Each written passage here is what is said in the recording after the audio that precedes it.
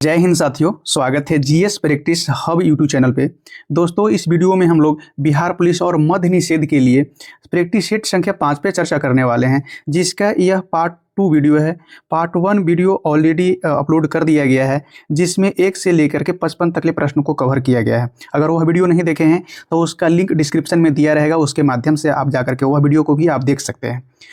हम लोग इस वीडियो में आज जो है 55 के बाद से प्रश्न को चर्चा करने वाले हैं। दोस्तों, उससे पहले छोटी सी रिक्वेस्ट है, चैनल पे पहली बार आए हैं तो चैनल को सब्सक्राइब करके बेल आइकन को ऑन कर ले, ताकि नए नए वीडियो का नोटिफिकेशन आप तक आसानी से पहुंचता रहे। तो हम लोग ज़्यादा टाइम ना लेते हुए अपना प्रश्न पे चलते हैं और आगे की प्रश्न जो है उसमें हम लोग ध्यान से देखते हैं। तो प्रश्न है 56 नंबर से हम लोग शुरू करना है। पौधे में गुरुत्वानुवर्तन में जो जड़ों की धनात्मक वृद्धि का अर्थ क्या है? तो जड़ों का जो धनात्मक वृद्धि है इसका अर्थ क्या है? इसके लिए आपको सही जवाब हो जाएगा कि जड़ जो है गुरुत्वाकर्षण के दिशा में, ध्यान रखें, गुरुत्वाकर्षण के दिशा में वृद्धि करती है, यानी बी ऑप्शन आपके सही जवाब हो जाएगा। और वही पेड़ की जो पौधे की तना है और पत्ती है वह गुरुत्वाकर्षण के विरोध में होता है, तो उसको ऋणात्मक वृद्धि कहा जाएगा। ठीक है, 57 नंबर प्रश्न है। 57 नंबर में है कि जीन पूल क्या है? इसका आपको सही जवाब हो जाएगा, बी ऑप्शन इसके लिए सही जवाब है। ध्यान रखिएगा, इसके लिए एक समष्टि में सभी जीन और एलिनिनो का कुल योग है जो जीन पूल कहलाता है। नेक्स्ट प्रश्न 58 नंबर रहेगा।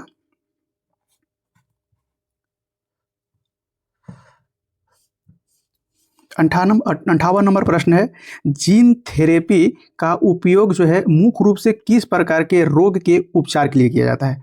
तो जीन थेरेपी का उपचार है आनुवंशिकी रोग होता है, उसके उपचार के लिए इसका प्रयोग किया जाता है। दोस्तों, इसमें आपको ध्यान देना है कि यह जीन थेरेपी जो है इसमें आपको इसका प्रयोग तकनीकी तौर पे किया जाता है। यह क्या है? तकनीकी विधि है, और इसमें जो है ना दोषपूर्ण जीन को स्वस्थ जीन में बदलने की प्रक्रिया है, इसके माध्यम से बदला जाता है। या तो फिर त्रुटिपूर्ण या दोष रहता है या अनुपस्थित रहता है जीन, उसके जगह पे नया जीन को विस्थापित किया जाता है जीन थेरेपी विधि के द्वारा। ठीक है, नेक्स्ट प्रश्न देखेंगे। 59 नंबर प्रश्न है, मॉन्ट्रियल प्रोटोकॉल किससे संबंधित है? तो बहुत इंपॉर्टेंट क्वेश्चन है, वीवीआई क्वेश्चन है, यह एग्जाम में पूछा भी गया है, इस पर आप ध्यान से देखिए। तो यह जो है ओजोन परत का जो है क्षरण वाले पदार्थ है उत्पन्न होती है, उसको कम करने के लिए, यानी कि ओजोन परत को क्षय होने वाली जो पदार्थ है उत्पन्न होती है उसको कम करने के लिए मॉन्ट्रियल प्रोटोकॉल किया गया था। ठीक है, और इसको ध्यान रखिएगा, यह मॉन्ट्रियल प्रोटोकॉल है आपको 16 सितंबर 1987 को यह हस्ताक्षर किया गया था, यानी कि किया गया था, और यह वास्तविक सुचारू रूप से जारी 1 जनवरी 1989 को हुआ था। ठीक है, ओजोन दिवस 16 सितंबर को ही, वहीं से 16 सितंबर को ही हम लोग ओजोन दिवस के तौर पे मनाया भी जाता है। ओजोन में क्या होता है कि सूर्य से आने वाली पराबैंगनी किरणें है उसको रोकने का काम ओजोन परत करता है। ठीक है, और ओजोन संरक्षण में जो ओजोन क्षरण में जो पदार्थ है, कौन कौन सा पदार्थ है इसको में कारक बनता है, तो CFC कारक बनता है। ध्यान रखें, सबसे मुख्य रूप से इसी को माना जाता है। आगे की प्रश्न 60 नंबर है।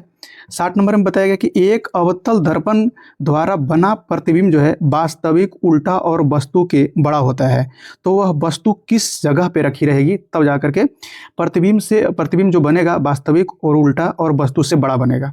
इसके लिए आपको सही जवाब हो जाएगा फोकस और केंद्र पे रहेगा, तो यह वास्तविक, उल्टा और वस्तु से बड़ा प्रतिबिंब बनेगा। ठीक है, इसके लिए और कई सारे पॉइंट है वो भी देख लीजिएगा।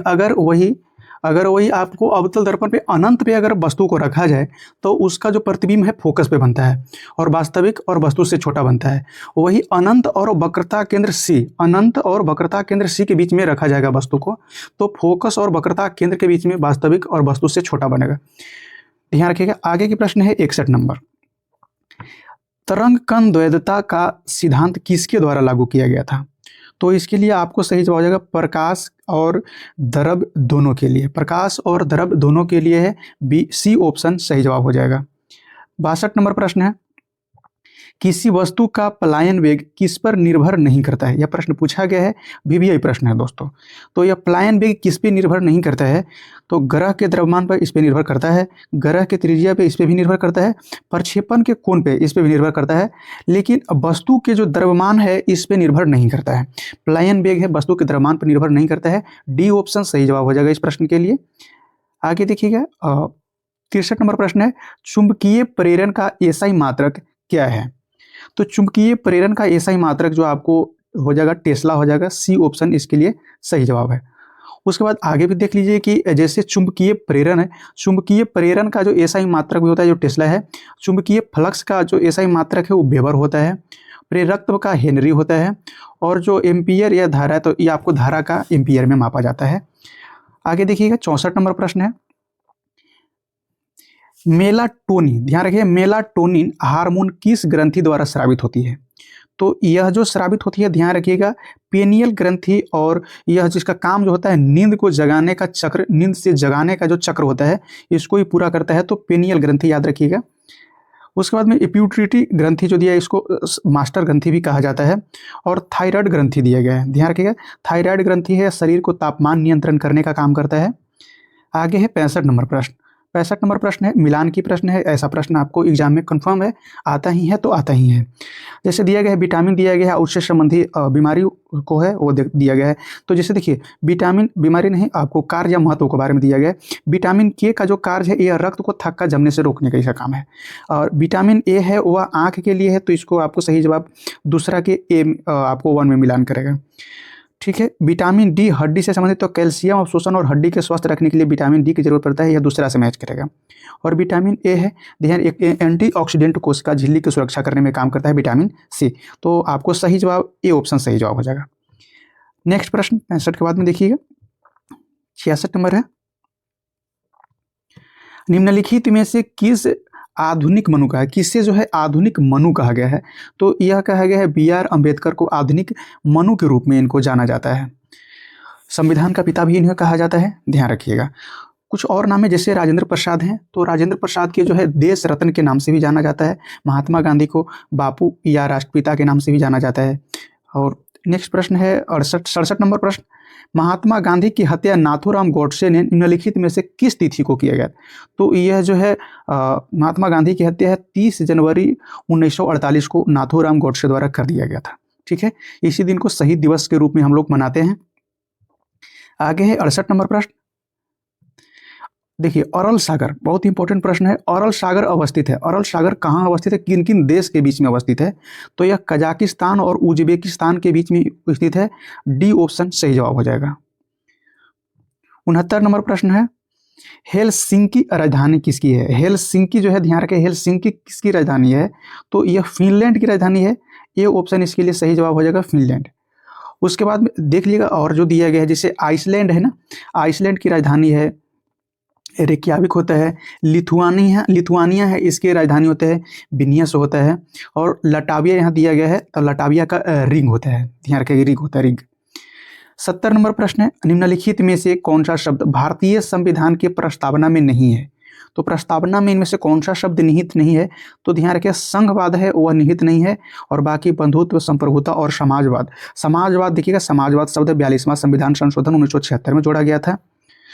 संविधान प्रस्तावना में प्रथम संशोधन भी उसी को कहा जाता है। 70 नंबर प्रश्न है, 70 नंबर तो हो गया। 71 नंबर प्रश्न है, भारतीय संविधान का कौन सा भाग मूल अधिकार के बारे में बताता है? तो यह देखिए भाग की बात है ना, तो आपको तो अब मैं इसको चारों को बताता हूँ, इसको देख लीजिएगा। भाग 1 है ना, भाग 1 में राज्यों का संघ कहा गया है, और इसको में 1 से लेकर 4 तकले अनुच्छेद है। भाग 2 है आपको यह नागरिकता से संबंधित है, जो 5 से लेकर 11 तकले है। भाग 3 में जो है मौलिक अधिकार से संबंधित है, तो आपको इसके लिए सही सी ऑप्शन सही जो है भाग 3, और यह जो है 12 से लेकर 35 तकले है। भाग 4 में है आपको 36 से लेकर 51 तकले है, जो DPSP यानी कि राजनीतिक निर्देशक तत्व के बारे में जानकारी दिया गया है। 72 नंबर प्रश्न है, बिहार में संसदीय सीट की संख्या कितनी है? तो संसदीय सीट यानी कि लोकसभा सीट की संख्या कितनी है? तो दोस्तों याद रखें बिहार में 40 सीटें हैं। और देख लीजिए जैसे 26 जो ऑप्शन दिया गया था, 26 में यह आपको गुजरात के लिए, गुजरात 26 सीट पे। 28 सीट दिया गया है, 28 सीट है आपको कर्नाटक के लिए। 48 सीटें है आपको यह महाराष्ट्र के लिए हो जाएगा। और वही आपको बिहार से थोड़ा सा आगे बंगाल के देखेंगे तो यह 42 सीट बंगाल के लिए 42 सीट है। और बिहार से थोड़ा सा डाउन होइएगा 39, तो यह तेलंगाना के लिए है। ठीक है, और सबसे अधिक सीट यूपी में है। आगे है 73 नंबर प्रश्न है, कृषि अर्थव्यवस्था किस क्षेत्र के अंतर्गत आता है? तो कृषि अर्थव्यवस्था है वह किस क्षेत्र के अंतर, प्राथमिक क्षेत्र, द्वितीयक, तृतीयक या चतुर्थ? सही जवाब आपको ए ऑप्शन सही जवाब हो जाएगा, प्राथमिक क्षेत्र के अंतर्गत कृषि अर्थव्यवस्था, यानी कि कृषि है प्राथमिक क्षेत्र के अंदर में आता है। द्वितीय क्षेत्र में देखिएगा तो यह कृषि कार्य या फिर जो भी चीज उगाई जाती है वो कच्चा माल के तौर पे तैयार होता है, वो द्वितीय क्षेत्र में आता है। तृतीय क्षेत्र ऐसा सेवा के क्षेत्र में को कहा जाता है। आगे देखिएगा NFSA से क्या तात्पर्य है, तो इसके लिए सही जवाब हो जाएगा राष्ट्रीय खाद्य सुरक्षा अधिनियम। 75 नंबर प्रश्न को देखेंगे।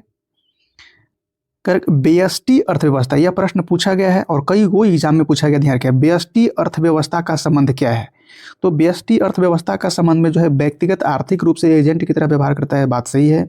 मांग और पूर्ति, यह भी बात सही है, यानी कि इसके लिए सी ऑप्शन सही जवाब हो जाएगा। ध्यान रखिए सी ऑप्शन सही जवाब हो जाएगा, ए और बी दोनों इसके लिए सही जवाब है। ठीक है। 76 नंबर प्रश्न है, भारत की वित्तीय राजधानी कहाँ है? बहुत इंपॉर्टेंट है, बहुत ईजी क्वेश्चन है। वित्तीय राजधानी जो है यह मुंबई है। आगे देखिए 77 नंबर प्रश्न है, स्वयं सहायता समूह में ऋण संबंधी अधिकांश निर्णय किसके द्वारा लिया जाता है? तो स्वयं सहायता समूह में जो है ऋण संबंधी जो है निर्णय सदस्य के द्वारा लिया जाता है। बी ऑप्शन इस प्रश्न के लिए सही जवाब है। जो 78 नंबर है, 78 नंबर मैथ का प्रश्न है। मैथ के प्रश्न में इसको मैं हिंट देता हूँ, इसको में से है जो अंकित मूल में से जो है बेची गई मूल को घटा करके और ऊपर से नीचे जो अंकित मूल है उसको आपको नीचे ले लेना है, यानी कि इसको आपको काटेंगे तो 10% आएगा। बी ऑप्शन सही जवाब हो जाएगा इसके लिए। 79 नंबर है रीजनिंग के लिए है, इसके 124 आपको सही जवाब हो जाएगा, यानी बी ऑप्शन सही जवाब हो जाएगा इसके लिए। नेक्स्ट है 80 नंबर प्रश्न। देखिएगा इसमें से साइड में से थोड़ा सा कुछ प्रश्न कटेंगे, लेकिन मैं बताऊंगा उससे आपको समझ में आ जाएगा। 80 नंबर है, प्राकृतिक चयन यानी नेचुरल सिलेक्शन का अवधारणा यानी सिद्धांत किसके द्वारा दिया गया था?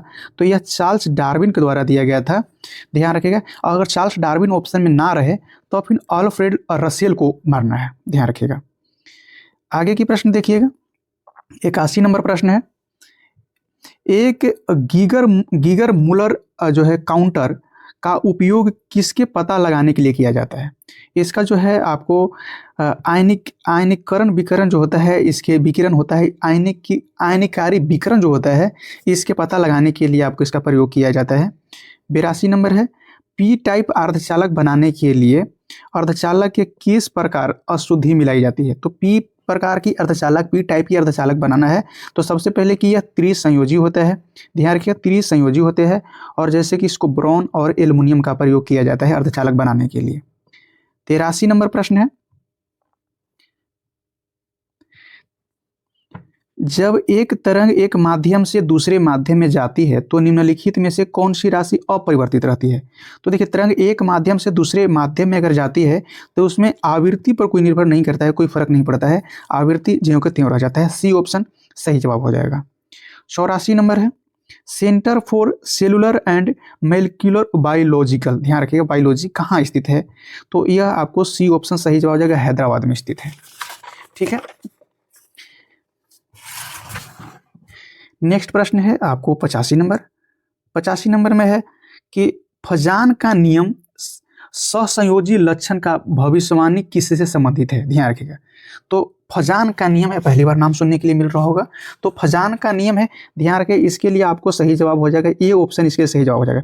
इसको में बताया गया है कि धनायन का छोटा आकार है लेकिन उसका आवेश उच्च होता है, और वही ऋणायन का आकार बड़ा है लेकिन आवेश भी बड़ा होता है। ऋणायन के लिए आकार भी बड़ा, आवेश भी बड़ा, धनायन के लिए आकार छोटा है लेकिन आवेश बड़ा हो जाएगा, उच्च हो जाएगा। आगे देखिए 86 नंबर है, कोरोना वायरस के नए वेरिएंट JN1 के 14,000 केस कहाँ दर्ज किए गए हैं? तो यह जो है आपको सिंगापुर में, सी ऑप्शन सही जवाब हो जाएगा। 87 नंबर है, 20 मई 2025 को किस देश की सेना के प्रमुख फील्ड मार्शल के पद को पदोन्नति किया गया है, यानी कि पद उन्नति किया गया है, बढ़ाया गया है? तो ध्यान रखिएगा यह पाकिस्तान की है और उसका नाम है आसिफ मुनीर। 88 नंबर प्रश्न है, ICC world test championship final 2023 से 25 के जो विजेता हो गए उसके इनामी राशि कितनी दी जाएगी? इसका इनामी राशि है आपको $3.6 मिलियन है, और ध्यान रखिएगा इसके लिए आपको बी ऑप्शन सही जवाब हो जाएगा, बी ऑप्शन।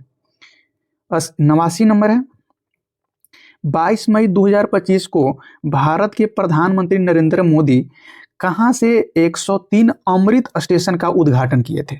तो 103 अमृत स्टेशन का जो उद्घाटन हुआ था यह राजस्थान से किया गया था। इस प्रश्न के लिए सी सही जवाब हो जाएगा। नेक्स्ट प्रश्न है 90 नंबर। 90 नंबर है कि गुआना में किस भगवान की 16 फीट ऊंची प्रतिमाएं स्थापित की गई है? तो यह बहुत ही इंपॉर्टेंट है, आपको डी ऑप्शन सही जवाब हो जाएगा।